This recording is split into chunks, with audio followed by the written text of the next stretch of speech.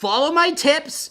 There's going to be the top 10. Even if you only can follow half of them, it's going to be a heck of a lot better than doing whatever the heck you're doing.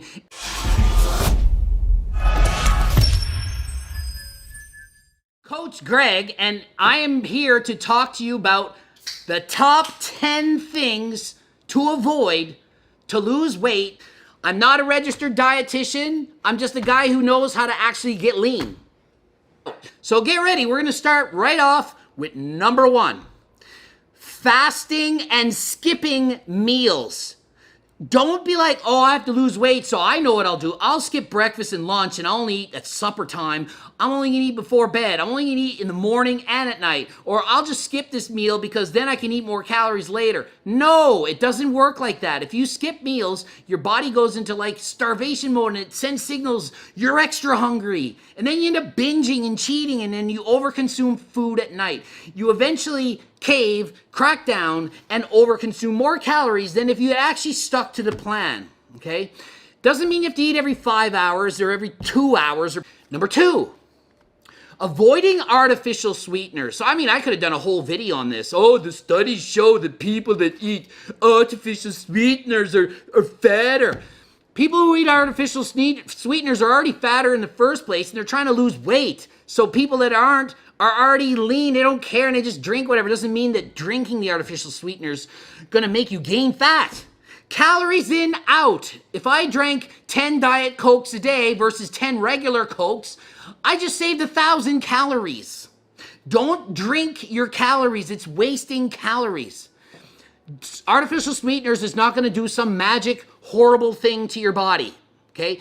If you're in that small, tiny percentile of people that are allergic and can't handle it, then yeah. But for 99% of us, drink the artificial sweeteners. Eat them, choose them in your coffee, artificial sweeteners. I'm having 9 cappuccinos a day here on vacation. Way better than adding in sugar in every single one, okay?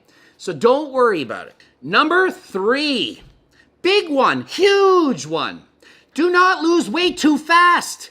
So many people, they'll start a diet and they'll lose like 25 pounds the first month. Yeah, it's motivating because you see the scale weight dropping so quick and you think you're doing amazing. You're losing muscle. Muscle burns calories. Muscle makes your metabolism higher. If you just lose too fast, you're going to lose muscle. Your metabolism goes from here to here. Your need calories, non-exercise activity thermogenesis, goes from here to here.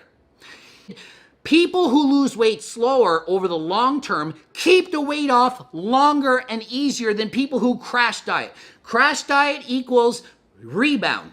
Yo-yo diet. You don't want that. You want slow and steady. Yeah, it's not as motivating to say I lost a half a pound this week. I lost 1.2 pounds this week, but it's more likely to last. The next is avoiding the scale. I hear it all the time. Oh, I don't want to weigh myself. I don't want to know because, oh my God, heaven forbid if the weight went up, then blah, blah, blah. What if it went down 5 pounds in a day? Well, maybe you're not eating enough. How do you get any kind of feedback if you don't know what's happening? Oh, but it's how you look in the mirror, not the scale that counts.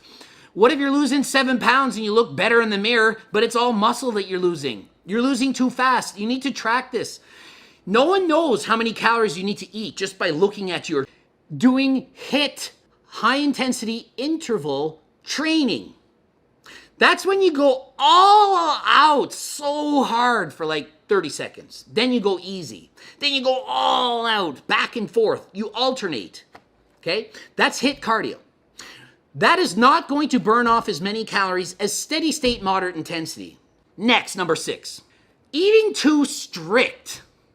Cutting out food groups and stuff, going keto, saying, oh, I can only eat chicken, rice, and broccoli, chicken, tilapia, and some fish, and cutting out all sweets, all junk, all yummy, delicious foods in your whole life.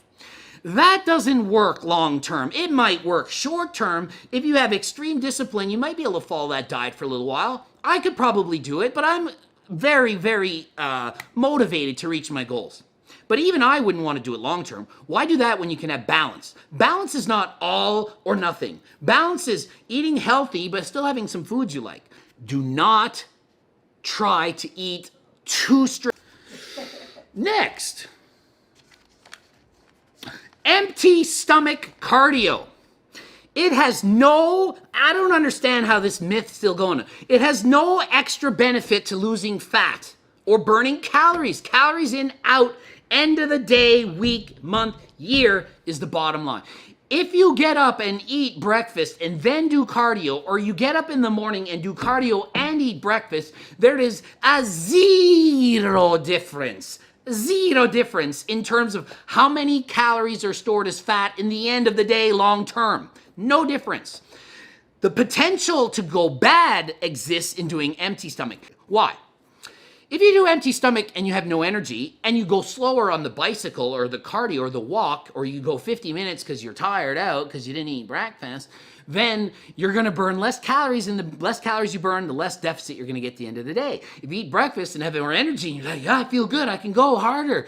If you go 5 miles instead of 4 because you eat breakfast, you just burn an extra 100 calories if you're a 154-pound person, for example. Number 8, not lifting weights at all, like zero weights, not even doing it, or changing how you train, like, oh, I have to burn fat, I have to rest 30 seconds between sets, I need to do sets of 30 now, I need to use lightweight for high reps to burn fat. Weightlifting is not to burn fat. Weightlifting is to build muscle. Cardio is to burn calories and fat. When you're in the weights to weightlift, do not think of calories being burned. It's very few. Couple hundred in an hour average for most people here.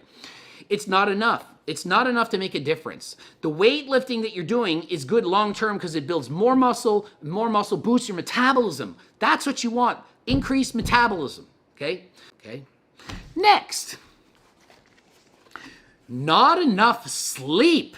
Guess what? When you're sleeping, you can't be eating. If you're up till 4 in the morning and you're only sleeping 3-4 hours a day, you're gonna have way more chance to eat. Sleep is awesome. The more sleep you can get, the more you're gonna burn fat in the end. You have less time that you're awake, less hunger, less cravings, way better. Number 10, abusing fat burners. You know you're out there. Oh, I'm going on a diet. I know I'm going to take this and this and this and 17 of those, and I'm starting day 1. I have 50 pounds to lose, and I'm going to take everything on day 1, and boom. And then, wow, you lost 25 pounds in a month. You just broke half the rules that I just gave. You lost too fast, blah, blah, blah. And now guess what? You're down 25 pounds. You have 25 pounds more to go, and you're like, what do I take now? I don't know what to take. So I'm going to go take some of those anabolics because that's going to make me lose more fat. So you end up doing things that you didn't even want to do in the first place because you played all your cards on day 1. If you're going to use fat burners, use them when you need it, not on day 1. Day 1, anyone can lose weight.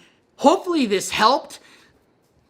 Did it? Did it help? Leave some comments. Subscribe. Boom. Subscription bell button right next to the subscribe. Press them both.